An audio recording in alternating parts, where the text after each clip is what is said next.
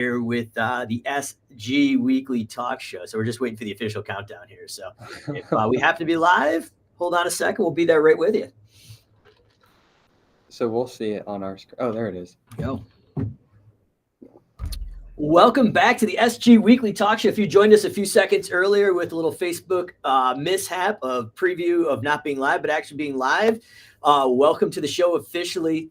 Been a bit of a hiatus here, several weeks, if not a few months, where we haven't gone live, just digging in with the Simple Growth team. And we've been working on our new company, Simple Estimates. You kind of see behind me here, but we're getting back in a weekly cadence. And I couldn't think of anybody better to get live on the show for the first time.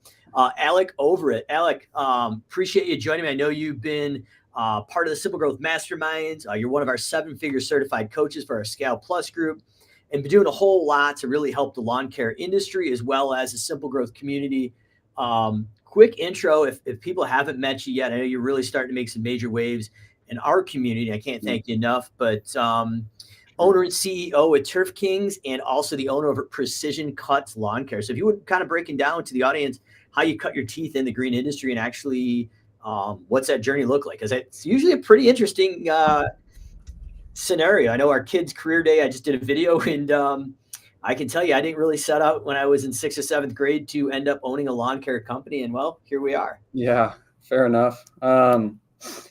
Honestly, I started like a lot of other people, just like a mower in the neighborhood as a child. I actually grew up in Long Beach, and we kind of had a lot of money. And then my parents got divorced, but my mom was like, stay at home. But we lived with my mom when we moved to Indiana. And so all of a sudden we didn't have any money. And so kind of around high school is when I started having to like make money to like buy lunch at school and stuff. So that's, the normal pushing a mower around the neighborhood, mowing lawns. And that's kind of what got me into it. And then after high school, I actually had partnered up with my buddy during high school. And after high school, I was like, you're going to college.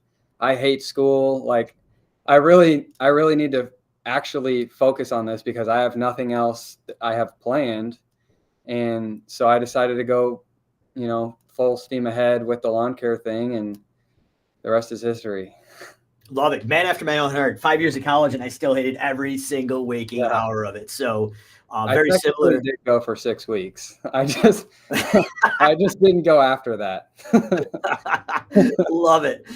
Yeah. Same thing. I was pushing a lawnmower around the neighborhood.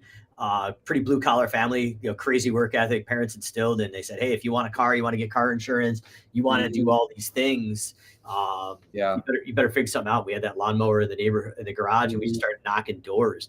I know your journey has been really interesting. I've got a few years on you, obviously here, but a young cat, really, really successful business between the two companies. I know a lot of people think about like, hey, what does it actually look like to own and operate a lawn care and landscape maintenance company? So, maybe kind of paint a picture of what it looked like in the early days as you kind of took your 6 solid weeks of college and then jumped full tilt into entrepreneurship. How long did it really take to grow this business to where it's at today? And kind of the second half of that, after you kind of paint that picture of what the reality looked like of growing and scaling this business, what does it look like today? Because I know having a little insight into the hours you work and the things you're able to do, I think it would actually make some of the most seasoned veterans a little jealous or an eye opener of, wow, we can have 2 very successful businesses in a decent size, actually pretty good size, but we don't have to be a slave to the business. And you definitely own a business. You don't own a job. And that's some of the issues I see with a lot of business owners. They think they've got to be that cog in the wheel that holds it together and be there 24/7. Yeah, for sure. You're a shining example of that is not the case. Yeah, absolutely. No, I mean, so it started like I said, like everyone else, but like really in the beginning when I want to say like 2017 was kind of my first real year. And just like everyone else, I was just doing anything I could get my hands on as far as service wise. I bought a power washer because I thought it was, another service that everyone does. And I was kind of doing everything I could get my hands on. It wasn't until maybe 2019 or 2020 when I kind of ran into like a networking group at the GIE. I was at the show, and I actually learned about Service Autopilot there also. So I kind of signed up for a CRM. I'd been running everything on like QuickBooks and Google Sheets, and I just didn't know that there's all these other people doing the things the right way, so to speak. And I was doing everything the hard way. I mean, literally half my day was just manually entering invoices into QuickBooks based on the paper sheet route that I gave my guys that day. And so from there, I kind of learned a lot about, really everything in business in general, but like marketing, just scalability and just learning people, because before that, it's like you're out there with them. You know what I mean? It's different when there's levels, right? And you have to delegate managing to somebody versus actually making sure someone just mows the lawn the right way. It's just so different. And a lot of what I learned through that with scaling and all that kind of stuff was kind of figuring out what are my main favorite services. And that kind of led me to try and dive into the fertilization weed control realm. And we pushed that for 1 year, and we just weren't having a lot of success because, in my opinion, we were branded as this maintenance company. I mean, it's literally Precision Cuts Lawn Care. And it's like, you can't like get rid of mowing and be called Precision Cuts. So instead of rebranding, like, why don't we just start its own company called Turf Kings? And last year was our first full year as Turf Kings, but we created this new brand, and it went really well. I think we had 1,300 leads last year, so not bad since we have like pretty much nothing organic wise. But we wanted to separate them, and part of the goal was, okay, if I can have these two separate companies and really focus on Turf Kings and build out what I'm really interested in the most, I could separate the businesses and have this asset of Precision Cuts that I could, sell or, even just create passive income with if I'm not going to spend a lot of time on it. And so that was my ultimate goal with separating versus just, I guess I shouldn't even say separating because we didn't really have much of a business to separate, but more of starting its own, and rather than just selling everything and starting from scratch, or just deleting it. Like, I know some people are just like, I'm done mowing. I just gave all my clients away. And, it took me, I know it doesn't sound like that long in the grand scheme, but it took me 4 or 5 years, maybe 6 years to build that. It was a 7-figure business, and I didn't want to just throw it all away. So that's kind of where the thought process was. And then also just having a new platform for marketing that was truly a fertilization and pest control company. So there's two things, Alec, that really hit me kind of dead square in the head as we're talking about this. And I know we had some questions we were looking at, but yeah, I think it's worth taking a look at. There's two things you definitely said there. The first one, at a high level, you've got a 7-figure business that you scaled. It took a while to do it, but in the grand scheme of things, that was relatively quick based on the hundreds of businesses we work with a year at Simple Growth. But the big thing that rang out to me there is you said asset. And the thing that I guess strikes me, I guess it strikes me a lot and surprises me that most business owners don't think they're actually building an asset. And I got to give credit where credit's due. The OG of lawn care, John Potoshnik, of the Lawn Care Millionaire, co-founder of Service Autopilot. I think that was the first time that I was ever introduced to the idea that your business, your lawn care business, is actually an asset. And the appreciation of that asset will far outrank any investments you have in the market. And it wasn't really an eye-opener until I actually sold the lawn care business myself. But Jonathan was on to something there. And it's interesting that you say that that's an asset. But the reason why it's an asset, I guess, in my opinion, after watching from the outside of growing that business, is if you were to sell it, you could, but it also could be a turnkey lifestyle business where you've built a team to actually go in and run that business, and it doesn't revolve around you. So, like, was there anything particular, it may have been by mistake, but is there anything particular you did to build that business into the fact that it was actually an asset? Now you're treating it as such. If we've got a business with a lot of people, our clients coming in at Simple Growth, they've got this business, but if they go down, the business falls apart. It's not necessarily, in my opinion, an asset, but it's actually, they own a job. Mm-hmm. not a business. And that seems to be the shift around that $1 million mark. Sometimes it's 3 to 5 million that we Yeah. see, which is surprisingly, but there seems to be a mindset shift of the business, as CEO, of how they treat and run that business as an asset. So I'm just kind of curious your thoughts. Like, was there a distinctive shift, or was it just something evolved and you said, shit, I got something here, I gotta protect it? Yeah. No, that's a good question. I think there are two big things. Probably, you know, accountability slash meeting rhythm, and then just systems and processes. And so I think, you know, in the beginning of when you're starting to try and build this team of, you know, non-revenue generating staff like office manager, CSR, operations, whatever it is, if you can't retain those employees, it's like a washing machine. You're just going around and round and round. And like every time someone leaves, you're trying to get all that information out of your head back into a new person's head. And so we that happened a few times, and it's painful, right? And it's like, crap, like I trained this guy for like a year and a half and he was really, really good. He knew everything, but you know, he's on to better things, or something happened in his personal life and he's moving, whatever it is, and they leave. And you don't have you haven't built any systems or processes around your business. You've built them around this person, and they just know how to do everything. And so kind of realizing that, we started trying to build systems and just really writing SOPs for everything that gets done here. And I feel like the biggest part for me, or the biggest thing that I realized how important that was when I brought on my current office manager about a year ago, and I basically didn't have to train her. Like she did spend a few days with our former office manager because he gave us a notice, and we found her pretty quickly. But we have, you know, a sheet of everything basically that is her job description, and every single thing on that job description has an SOP on how to do it. And it was like, wow, this is this easy, right? Like all of a sudden she has any questions, I'm like, did you check the sheet? And she picked up everything, right? And so building systems and processes so people can easily figure out and train on how to do things in the field as well. And then the other thing I said was accountability, right? And meeting rhythms. Like, I mean, you know, we've talked about Elite a lot. I'm sure you've talked about it on this show. And it's, you know, if people don't know Elite, it's similar to EOS. I'm sure you heard of that.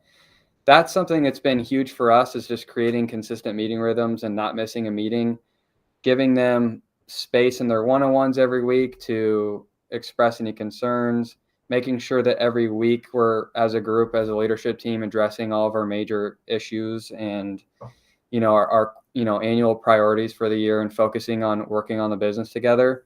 And a big part of that has been it, like all of a sudden these people that work for me are all of a sudden working on the business, and it's not just me working on the business anymore. It's like we're all bought in together and we're working on the same mission. And so when you start having other people work on your business with you slash for you, it's really exciting, and it feels like a shift. Well, I couldn't believe. I mean, I can't agree with you anymore. But I mean, folks, if you're listening to this now live or recorded, drop some questions or comments in the chat here for Alec and myself if you want. But as far as the questions, but I want to hit on something there. You just unpacked literally 4 or 5 years worth of knowledge in a matter of like 3 minutes. But you mentioned right off the bat self-serving, the Elite methodology, and that's the methodology that I actually, in my lawn care company, went out to Phoenix, Arizona, spent about $25,000 to $30,000 learning how to actually take care of shared ownership and how to go to a common set mission with clear, tangible goals. We talk to those as A and B, or as measured by, so everybody knows what success looks like and where we're going. But I guess to add upon that, if you haven't looked at it, whether you use Elite methodology that we now teach in the Simple Growth Masterminds, or you're going out to something like EOS, the Elite methodology is very, very similar. It's just a little more flexible for a lawn care company that may not be 10 or $12 million in sales. But the ability to really get clear on where the business is going, and to get that leadership team to buy in, and then even all the way down to the technicians in the field, that was a game changer at Callahan's Lawn Care. So if you're listening to this, you're close to $1 million, you've just broke $1 million, or maybe well beyond, but it feels like you're the only one pushing the team and having the ownership of these things. That was a revolutionary thing in my business. Obviously, it seems like you were on your way there, and this may have created some clarity with that. But that was just huge. And I think I was going to ask you, like, what was the biggest challenge to scale your business today? I know, at least in my business, that was the biggest challenge. We didn't have a clearly defined, we had a culture, but it wasn't clearly Yeah. defined what we stood for.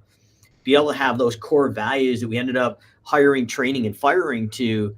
But then outside of that, like literally getting the office team and the production managers and everybody aligned to a common goal and working together. And then kind of, at least in my business, this magic happened where I could pull out, but the rest of the team drove towards that objective. And not to put words in your mouth, that sounds like that's kind of what's happening here at Turf Kings and Precision Cuts Lawn Care is you're able to like have a leadership team that drives these objectives without you having to crack the whip. Yeah. Yeah, I do. And it's really cool. Like, I still come in here every day pretty much. I mean, I travel a lot, but when I'm in town, I usually come in for the day because I got nothing better to do. And like, it's kind of cool, like having to figure out what I need to work on because I don't have any daily tasks, so to speak. And so I get to figure out what kind of, if my people need help with something, sure, but just kind of figuring out what is going to move the needle today. And if that's helping out with building some new marketing material or automations or something like that, or just helping with my production manager build out a new asset management system, just whatever it is. It's fun because they could kind of roll without me. They don't need me, and they'll tell you to your face. That may be the most unsettling thing. Like, yeah. Hey, business owner, get out of the way. We've got this. You're actually making our day harder. So about an hour ago, Portia basically just said she runs this company and she doesn't need me. So that's huge. Want a big shout out to Kyle Harkey watching here live as well, member of the Masterminds group, tuning in. But so Alec, with this extra time, I know I've seen you on the road, and the thought to a business owner of a cell-free phone vacation or a cell phone-free business trip or masterminds trip or trip to GIE and not being on your phone and fighting fires seems unobtainable. Yeah. But I've seen it in person, and I'm not just saying it. I mean, you're not dealing with business when you're on the road. You're on the road doing vacations. What is your typical, like, if you're in town, what's a typical work week look like far as hours? I know you got some pretty cool hobbies between golf and pickleball. Like, how much time can you spend with that? Yeah. And then based on like vacations and literally just leaving that town, like, what are the gaps of time that you're able to leave and literally have this businesses run without you? Yeah. So kind of funny, because it's just weird that it's pickleball, but I'm playing in a pro qualifier in May. So there's such a thing for pro pickleball. Yeah, all right. Yeah. I thought you were still a crazy running around with that yellow wiffle ball, but that's okay. All right. I got you. I'm a professional athlete now, so no. But I've been getting up every day at 5, and I drill for 2 hours with my partner. So I'll do that from like 5 to 7 drill, and then we'll play games for an hour or two. Today, I ended up not leaving the gym till like 11:30. I got stuck on the phone with someone for like an hour and a half, 2 hours. But so it depends. But most recently, most mornings I'm there. I'd say 2 or 3 nights a week I'll go there for a couple hours also and play rec games with like my wife or something. All right, that was my second question. How do you get this much time away from the wife? Because I'm here taking notes. You actually have her with you. All right, that makes sense. She plays. Yeah, I just I'm like, hey, go play with your girlfriend. No, but we actually do play mixed tournaments together. We're actually flying into Vegas next month to play in the Nationals qualifier as a mixed doubles team. So wish me luck there. But yeah, recently it just feels like a lot of pickleball because the golf course is basically closed. I actually just played my first round Friday night. I went out and got out, but it's still pretty cold here. The courses aren't even opening till like 11 or noon because of frost. So pickleball, and then I normally travel a bunch, but I've been home for like a month. But Allie and I don't have kids yet, and we're trying to like do a bunch of cool stuff before we do have kids and get kind of more locked down. So my mom actually was asking me when to plan my sister's baby shower, and I was like, yeah, my next free weekends are April 18th, June 17th, and July 27th. And so I've got a lot going on over the next couple months. I'm going to the PGA Championship. I'm going to a couple pickleball tournaments, like I said, and obviously the mastermind trip I'm super excited about in Florida is going to be badass. So yeah, I mean, that's my day to day. I come here after the gym, usually till like 4, unless I have something else planned. And then, yeah, that's about it. That's awesome, dude. I'm happy for you because a lot of business owners will never see this and they think it's a lie. We've got a lot of guys and girls in the masterminds group, very similar work-life balances, businesses running itself. But obviously, you still got to. There's some things as the CEO or owner. I'm assuming you still have to do. What are the non-negotiables? Whether you're on the road or not on the road, so there's certain things daily, weekly, monthly as the CEO, the visionary, the strategist that that are just non-negotiables for you? Um, they're there. I would say I meet with my fractional CFO and go over financials with him. I spend a lot of my time just crunching numbers and stuff by myself, but a lot of the main KPIs and stuff are like my leadership team. They pull those numbers for us to meet in the weekly meeting. So, I review the numbers with them, but I don't.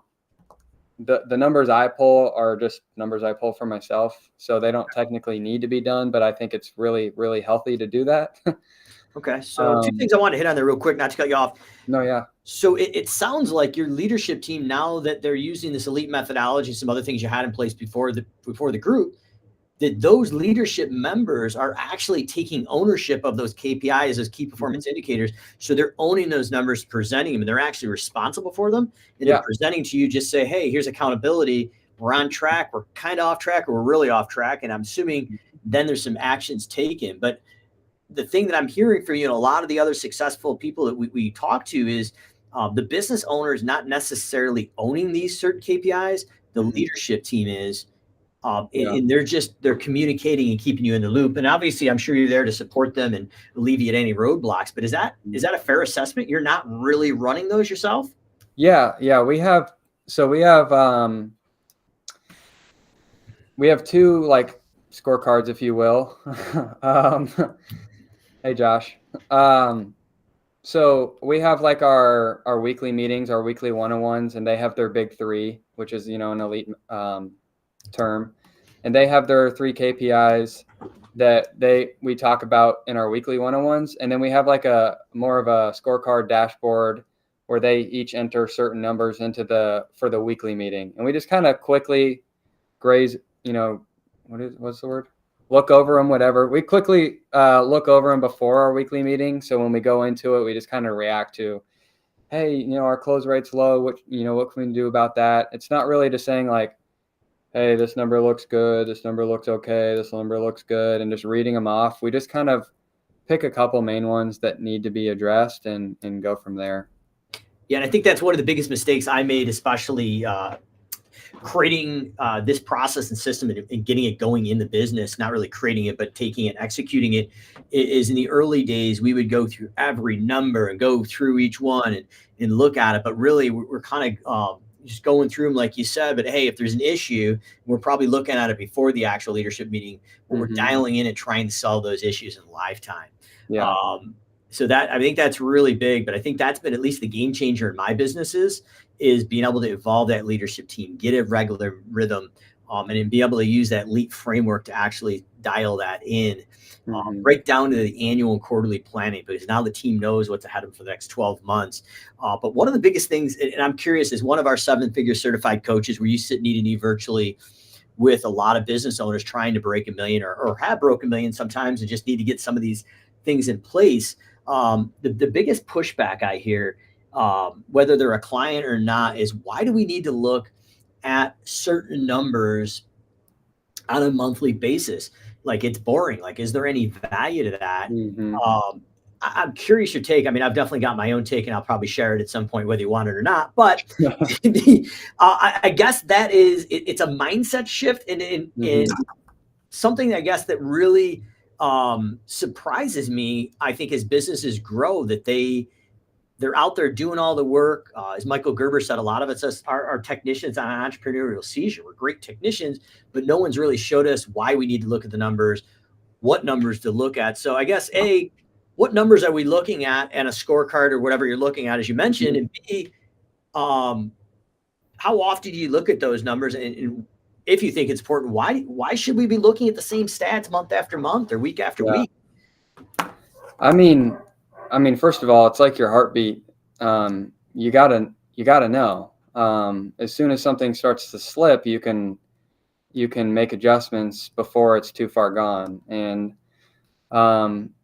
some of the main, when we're looking like from a P&L standpoint, the main numbers are obviously overhead, cost of goods sold, and profit, basic numbers. And then the cost of goods sold number means like a lot more than it looks like, because it kind of can tell you it's your labor efficiency or if your pricing is just bad.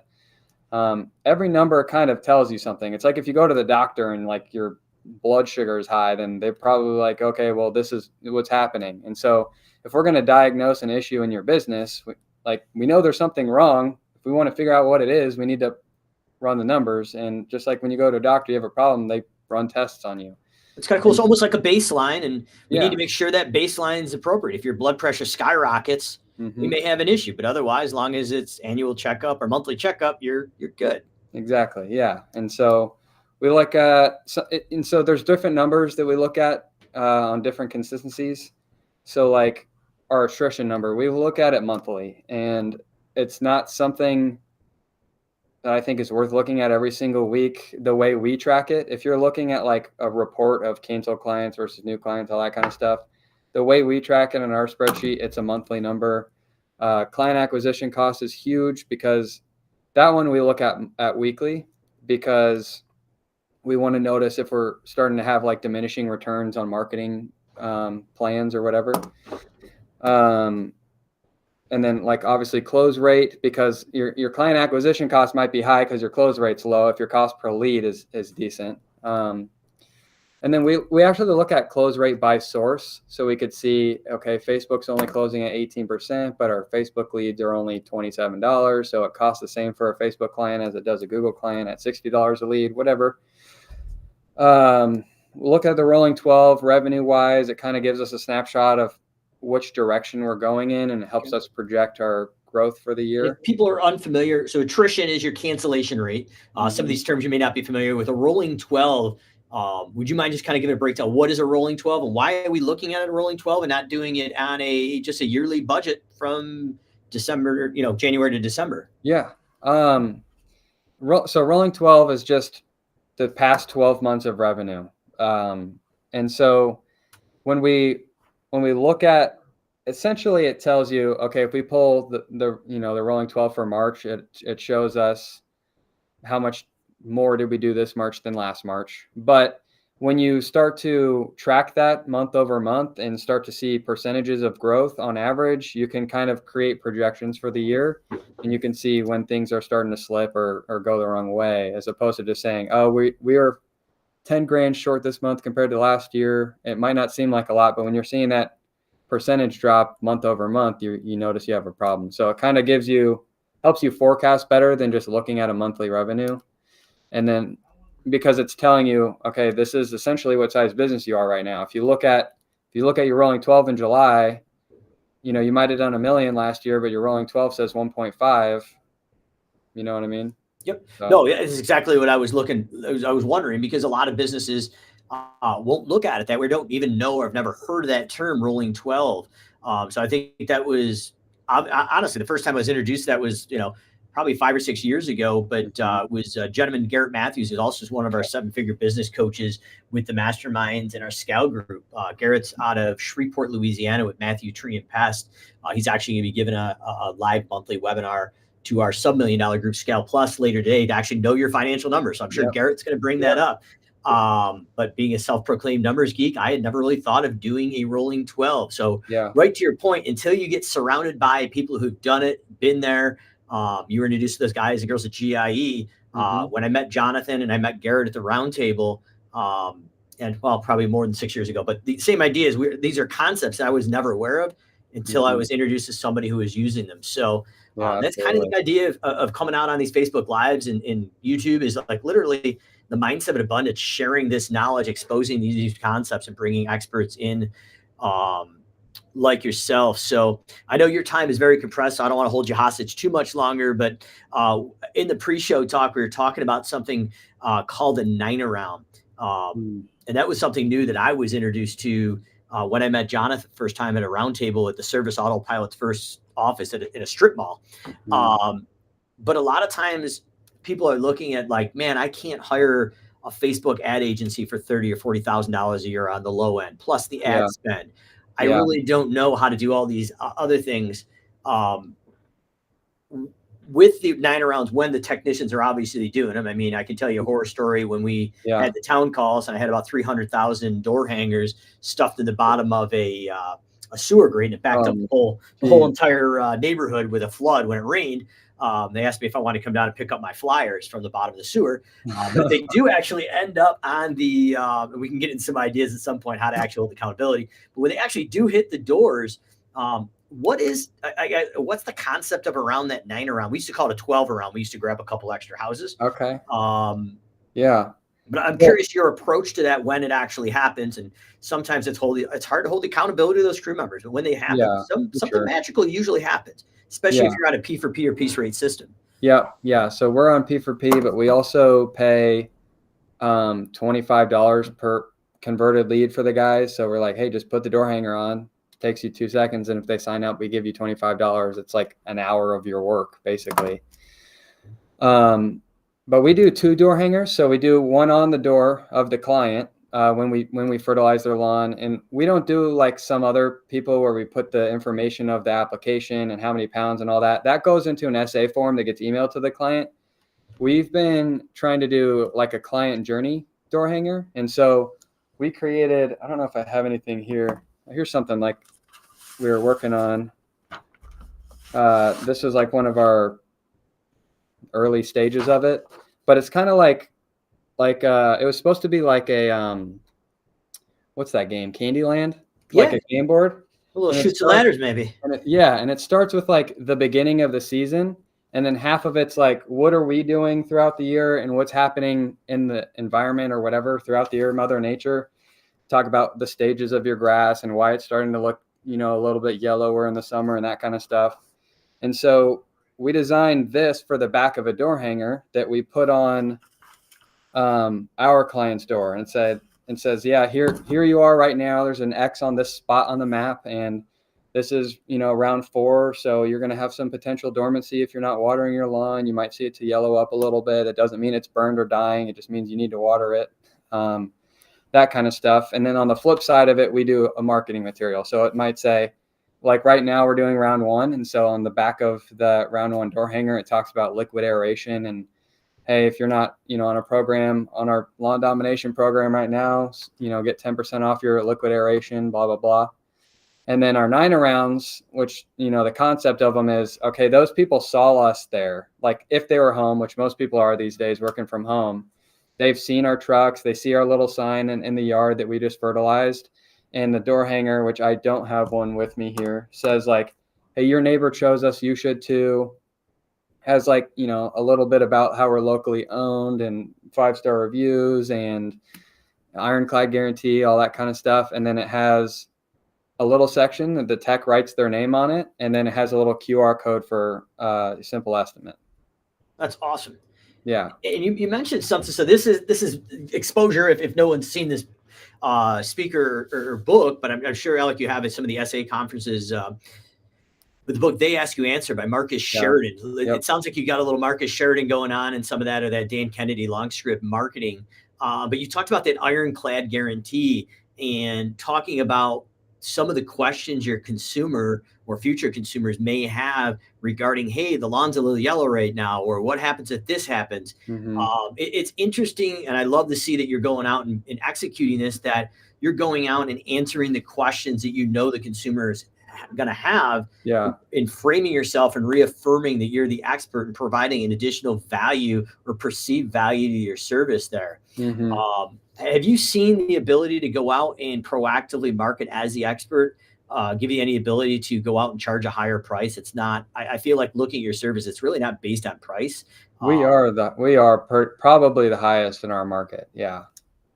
And a lot of this, property journey thing, it is for retention, right? It's like, if they look at us as a price tag, they're going to pick someone else. Like you were saying, we're higher priced and we're the experts. Like if you drive down my street, you could see which lawns are Turf King's lawns, right? And a lot of people, not everyone, but a lot of people will get frustrated and they don't express themselves to you. Like they see their lawn, they're not happy with it, but they're afraid of confrontation, so they're not going to call you and ask you to fix it or anything like that. They're just going to cancel and go find someone else. And so if we're able to get in front of it and tell them, hey, this is something you're experiencing right now, and hey, we have a full guarantee, like we know we're the best. And like most of us, if we treat a lawn and there's still weeds in the yard, we're going to go back and treat it for free anyway. So why not market that? Love it. Yeah, and that's a key. Like if you're going to do it anyways, you might as well be different. Put your face on it. Put a guarantee on it. And Yeah. that's how we get away from literally being a price sensitive or price driven product. And that you're obviously have been watching from afar, executing this like just flawlessly. But if you're watching this, you think you're going into the spring and people are price sensitive. To be honest, as long as you're in the ballpark, you're good. As long as you're communicating, you're hitting the pain points. And the biggest thing that I'm seeing right now, and I've got a feeling with your fully off like staffed office staff, speed wins, or as Garrett would like to space, Yeah. the lack of speed kills. Yeah. If For you're sure. picking the phone up or you've got an automated estimating tool that's live on demand, people are just walking down and like wherever they get the first price, if it's within reason and they know, like, and trust you, they're going to sign up. And I think that obviously has been the key to a lot of success, the folks we've interviewed on here. As we're Absolutely. wrapping it up here, Alec, is there, we'll see a commonality, especially with our coaching division and a lot of the folks that you work with, especially in the masterminds group with the elite methodology that we used in my business. But traditionally, we drive everything down to like three things, 4 or 5 things, probably too many, 1 or 2, maybe not enough to move the needle. But I kind of put you on the spot here. If there was only 3 things, if you were to tell a lawn care business for the next quarter, the spring, that they should concentrate or do, whether it's looking at the numbers, marketing, go out and mentally fire your whole entire staff and see if it actually rehire them. That was kind of a fun exercise we did last time. Yeah. What were those 3? And why, I'll give you a second to think about that. I want to give a big shout out to Cody Owen of Lightspeed Social Agencies, joining us here as well. One of our guest hosts and a speaker in our Dallas, Texas event. So Cody just slated. But Alec, what were the top 3 things if you were to tell somebody here coming up to the spring rush that if you could only do 3 things, what would allow you to be a successful lawn care company and not be hostage to your business and have to be the only person doing it, driving the objectives? Yeah, I think it really depends on who we're talking to, right? At a lower level, I'm like, you need to set aside time to work on your business every week. I think that's like huge, that a lot of smaller companies don't do that. And I will say, even some of the bigger companies, you'd be surprised, are kind of a disaster. So the second thing would be just knowing your numbers and figuring out what they are and what they mean. And then because it's spring, I would say client acquisition. I mean, once you know your numbers and you've got your business kind of dialed, you don't want to fuel a leaky rocket, so to speak. But once you know your numbers and you know that you're profitable and your pricing is good, like sales and marketing, I mean, I've talked to Garrett Matthews about it 100 times. Like sales and marketing is the biggest thing that is going to get you to the next level. And that's pretty obvious because you have to have the clients to get there. But like, it's one of the hardest things to dial in because it's always changing. Like how you cut grass doesn't generally change very much. You might get into robotic mowers one day, but before I was in the industry, you guys didn't even have like Facebook and Google ads, right? You're just doing paper. I don't even know how you did Yeah, it. we didn't even have YouTube, so we had to figure it out Right. ourselves. And you'd be asking the guy down the street who doesn't know his numbers, like, "Hey, Bill, what should we be doing?" And Bill had no Exactly. idea, but he's like, "Man, I've been doing this shit for years. I've been bumping on this lawnmower so long, I got hemorrhoids." I'm Yeah. sorry to watch you picking at because it's a true Yeah. story about Bill, one of our subcontractors. Bill didn't Yeah. want to get off the truck, and Jeez. homie ended up with some bad hemorrhoids being on that mower too long. So don't Jeez. want to do that. Yeah.